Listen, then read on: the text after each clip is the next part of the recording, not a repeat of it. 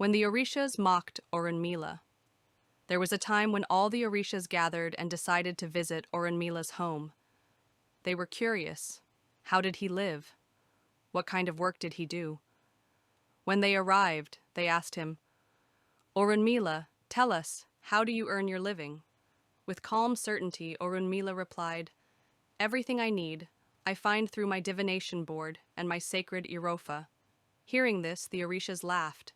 They mocked him, doubting his words. "Prove it to us," they challenged. "Show us that your wisdom is truly as powerful as you claim." Meanwhile, Eshu, the cunning messenger who listens to all things, overheard a conversation. Someone had spoken ill of Orunmila in the streets, and soon after, that very person fell gravely ill.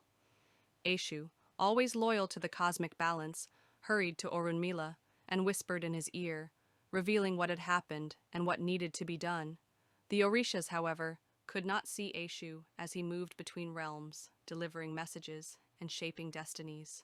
When the sickness worsened, the Orishas, now desperate, turned to Orunmila for a cure.